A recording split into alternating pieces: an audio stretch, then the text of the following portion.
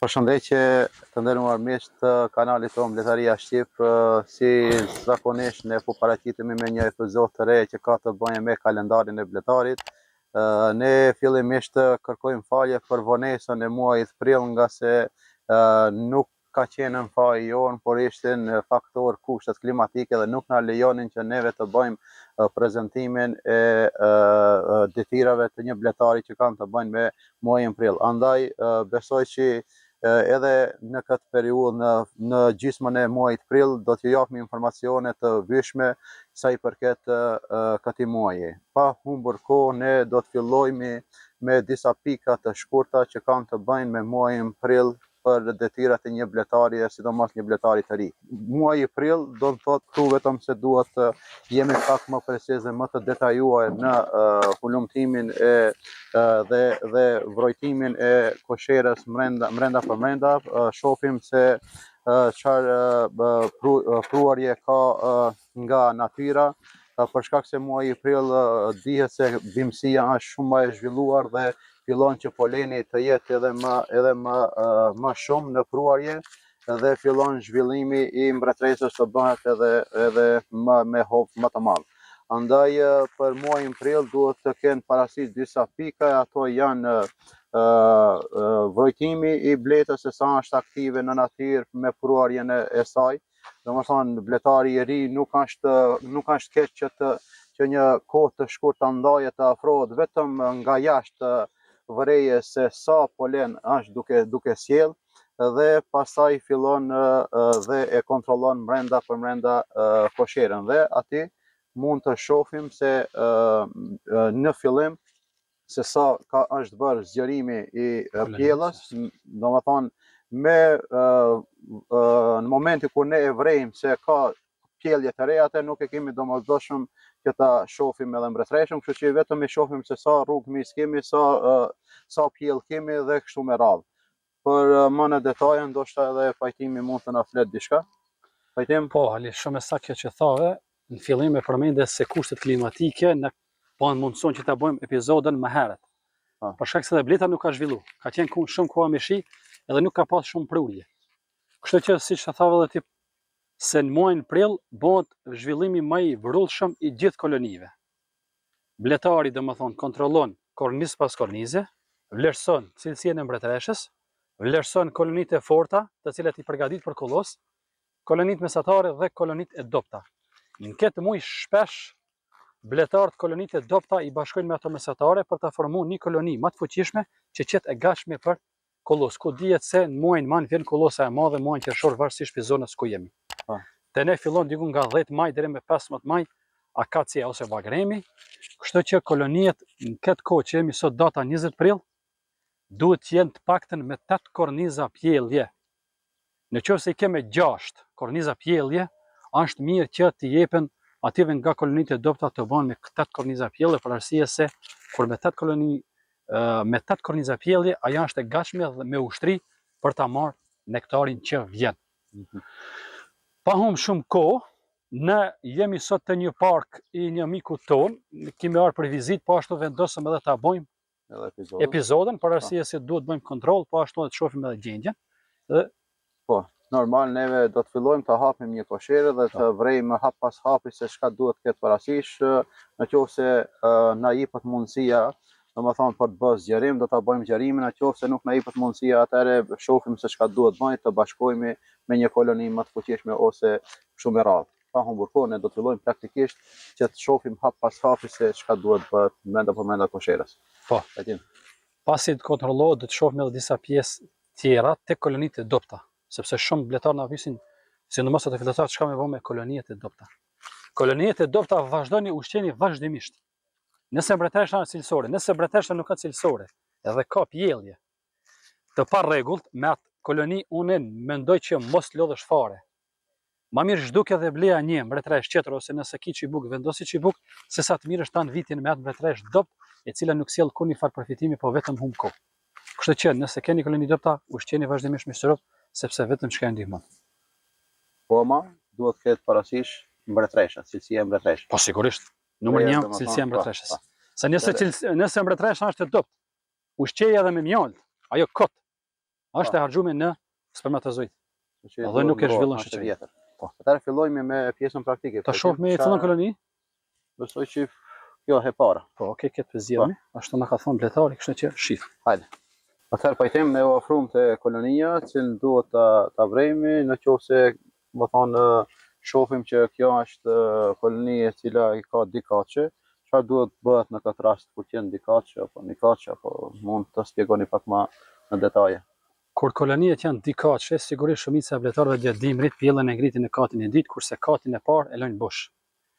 Tash nëse kolonia ka nevojë për zgjerim, atëherë bëhen ndrrimi i kateve. Kati i dytë shkon poshtë dhe ky tjetri ngritet lart. Kurse te kolonitë ato që i kanë dimruar me një kat, nëse kolonia ka arrit 8 korniza pjellje dhe është mbushur me mis, dallohet me sy ajo. Siç e kemi bën në episodin numër 45. Ne kemi shpjeguar këtë fenomen, kur kolonia është dikaçe dhe lip zgjerim, kushdo ndiqeni episodin numër 45. Kurse në këtë rastin, tash do ta shohim nëse ka nevojë për të bërë rakat. Kjo është e gjitha. Por më shumë do ta shohim praktikisht. Po. Atëherë fillojmë humbur ko. Hajde e nisim. Fillojmë bismillah. Bismillah. Vetëm pa shohim se janë gjendja. Ta bëjmë një falë. Gjendja nga lart duket e mirë. Nuk është se nuk ka vend, për arsye se kur kati është i mbushur me mis, shpeshherë edhe bletet ka edhe këtu në tavan.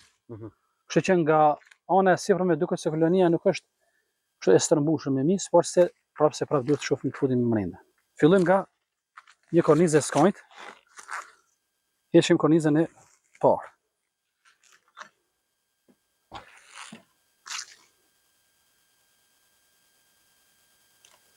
Çka ka korniza e parë?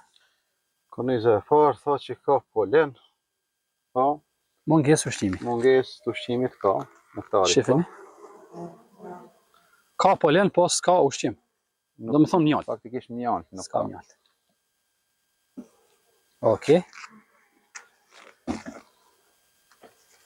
Që të më pak shkojmë pak. Ja dhe kjo kornizë nga peshe duket se është bosh. Po. Polen dhe çembret neshën e kemi këtu. As pak mjalt, jam mbretresha. Këdi ja punë me kapshtë. Jam mbretresha, ka dalë për të hedhë ves, a ka hedhë jo. Mirë.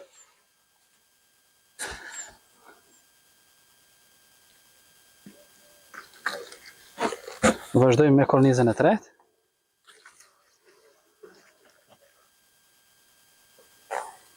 Korniza e tretë është me pjellje.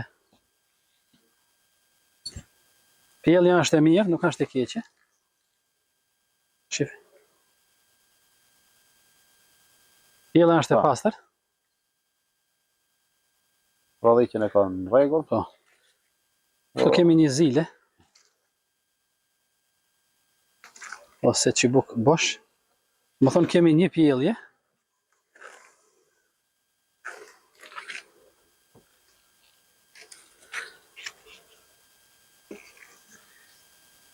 Edhe këtu ka. Edhe kjo është në pjellje, gjithë korniza.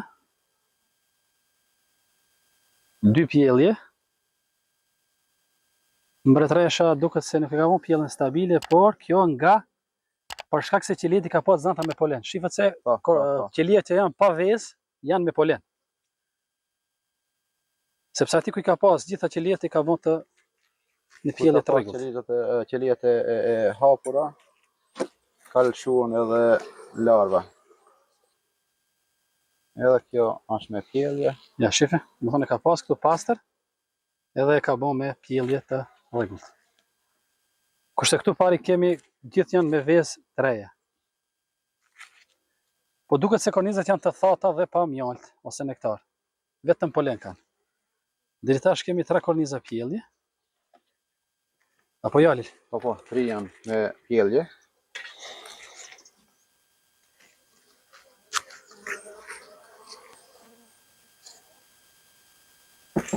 E njëjta gjendje. Pjellje. Pa humbur kohë, 4 pjellje kemi.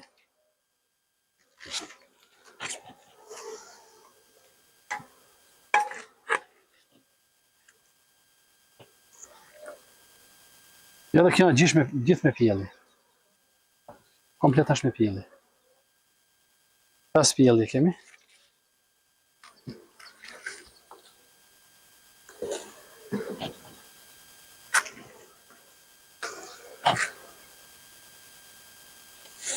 Edhe kjo është gjithë me pjelli.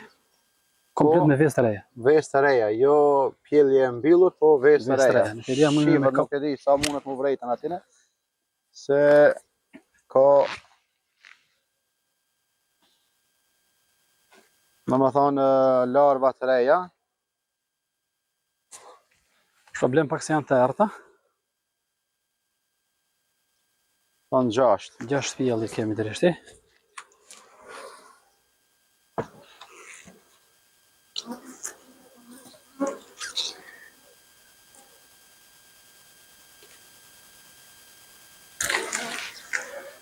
Edhe këtu kemi pak pjelli dhe polen. Ndoshta 6 të gjysmë me pjelli. 6 të gjysmë. Kjo qetra duhet qetë bosh. Ose me polen.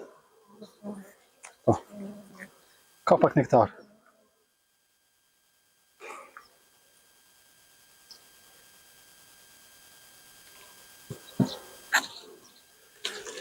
Në rregull. Kemi 6 korniza pjellje.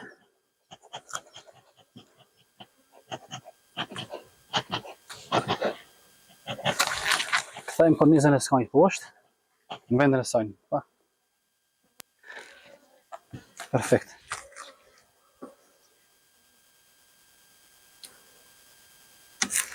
Dhe katin e dytë e mbyllim.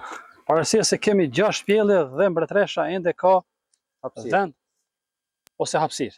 Ka hapësirë ku mund të bëjë pjellje të re, kështu që besoj se ndoshta ka nevojë vetëm një kat me bën këtë edhe mjafton. Jo, por arsye se ne këtë bëjmë kontrollin tash, dhe për mos të hap kolonien prap, pas një javë ose 2 javë, ne do ta zbresim katin e parë poshtë. Dhe katin e dytë bosh do ta vendosim lart. Do të thonë pe bëjmë rakadën para kohe. Edhe pse qëndron ala, ka vend, por se ne do ta bëjmë, aler mundesh me largosi të me vendosim këtu.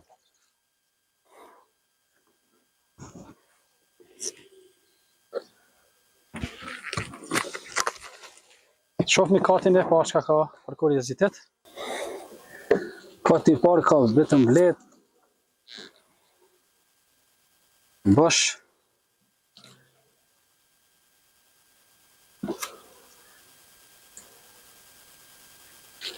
Bosh, nuk besoj që ka. Po mos i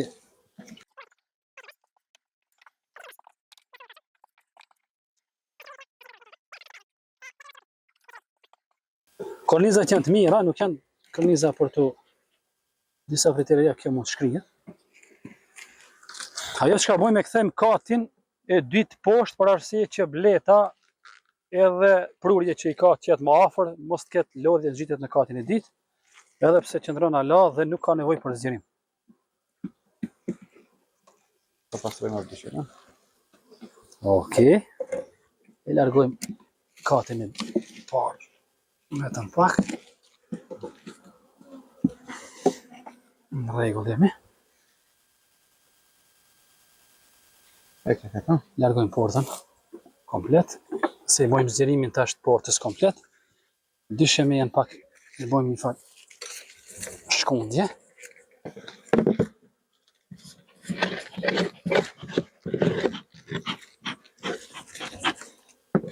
Dhe vendosim katin e epërm e vendosim poshtë dhe katin i cili gjendet poshtë e vendosim lart. E që në gjuhën e bletarisë e ka emrin rakada. Rakada pranverore, sepse kemi rakadën vjeshtore. Po.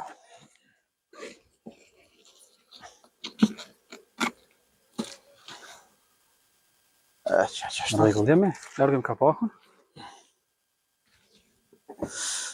Edhe vendosim katin bosh.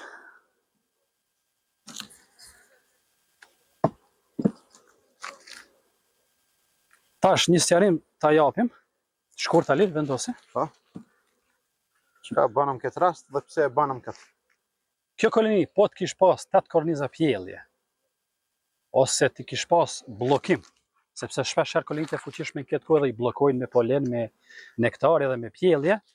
Atëherë dy korniza me pjellje do t'i kishim ngrit lart në mes, kurse dy korniza bosh do t'i kishim zbrit poshtë, si kornizë të dytë dhe kornizë të nëntë. Atë që kemi bën në episodin numër 45. Kjo ishte e gjitha sa i përket intervenimit të muajit prill, tek kjo koloni konkrete. Kurse te kolonitë e fuqishme mundet të bëhen domethënë veprimet që e përmenda pak më herët. Për fund, në qoftë se keni mundësi, një rezume ose një përmbyllje për muajin prill se çka duhet të bëjë një bletar i ri. Do të thotë, unë jam një bletar i ri dhe çka duhet unë të kem parasysh në pika shkurta të mos sqaroni edhe një herë se çfarë duhet të bëj në muajin prill një bletar i ri. Ju lutem, urdhëroni. Shkurtimisht, bletari fillestar duhet t'i hapë kornizat, domethënë kontrollin e koshirave kornizë pas kornize, bëhet vlerësimi i mbretëreshëve cilësore dhe kolonitë e dobta, të mesme dhe të fuqishme. Kolonitë e fuqishme zakonisht janë ato të cilat në këtë kohë 20 prill janë me 8 korniza pjellje. Dihet se do të kemi prej tyre rendimente, kurse kolonitë tjera që janë më poshtë mund të llogaritën si mesatare dhe ato të dobta që janë me 2-3 korniza pjellje. Në qoftë se është mesatare, çka duhet bëjë një bletar i ri?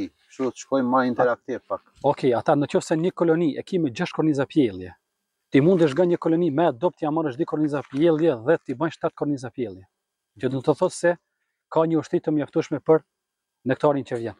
Domethënë me kolonitë e mesme. Ashtu, në kolonitë e mesme. Kurse kolonitë e dobta mund të bashkohen 2 dobta dhe të bëhen një mesatare. Por kollosat e mëvonshme që vijnë, varësisht ku zona ku jeni. Këtë kjo duhet të ketë parasysh në muajin prill. Në muajin prill, por arsye se muaji prill është muaji më qartë, është muaji i zgjerimit të kolonive dhe ndaljes së rojitjes, sepse shumë koloni të fuqishme në këtë muaj hinë në instiktin e rojitjes e mos flasim për muajin maj. Siç e pat në këtë koloni nuk patëm nevojë për zgjerim sepse kishte 6.5 korniza pjellje dhe nuk kemi bën intervenim. Kurse në episodin numër 45 që kemi bën, e cila kishte 8 korniza pjellje dhe ishte e stërmbushur me mis, atëherë kemi bën domethënë intervenim dhe zgjerim. Si kemi bën zgjerimin mund ta ndiqni episodin. Alinu në mendoj se këto ishin pa komplikuar më shumë situatën, sepse siç e kemi përmend ne, bletari fillestar me videot tona nuk bëhet profesionalist. Po thjesht ne po japim një orientim bazike, domethënë të orientohet se çka ndodh në muajin prill. Edhe jo se bësh ti profesionalist. Profesionalist të bën përvoja, leximi, studimi dhe kontakti me bletar tjetër. Normal. Atëherë neve nuk na ngelet diçka tjetër, përpos që t'ju falenderojmë dhe ju jemi mirënjohës për shikueshmërinë e lartë që po na jepni ju të gjithë miqtë tanë. Alil, sa klikime kemi bën kanal? Besoj që dikundi 7.000 diçka janë, nuk e di sakt, po 7.500 subscribers dhe kemi kalu 2.2 milion shikueshmëri. Po, në përgjithësi domethënë kanali jonë është ndjekur dikun 2.2 milion, që nuk është pak. Dhe gjithmonë këtu në kanalin tonë janë njohuritë bazike për një bletar fillestar dhe normal që ata duhet të zgjerojnë njohuritë e tyre edhe nëpërmes leximit, nëpërmes ndjekjeve të seminareve e kështu me radhë. Neve nuk na ngelet gjë tjetër përpos se t'ju falenderojmë edhe një herë nga zemra që po na jepni motiv për të realizuar projekte të këtilla që sa i përket bletarisë, për gjitha sugjerimet, për gjitha këshillat apo kritikat, ne jemi të hapur në kanalin tonë, atje poshtë mund të klikoni dhe të jepni komentet tuaja për vlerësime negative ose pozitive dhe mos harroni që ta bani videon tonë like edhe subscribe, kështu që nga unë ngelen të përshëndetë dhe shifemi në episodin e ardhshëm me projektin tonë veç më të filluar kalendari i bletarit. Edhe një herë kërkojmë falje për shkak se pak me vonesë kemi bën muajin prill nga se nuk na lejuan kushtet klimatike. Besoj që për muajin tjetër do të kemi hapësirë që ta realizojmë pak më herët. Vajtim? Po ta kishim bën episodin më herët, nuk do të kishim pa diçka për arsye se bletet nuk janë zhvilluar aq sa duhet. Jemi pak me vonesë.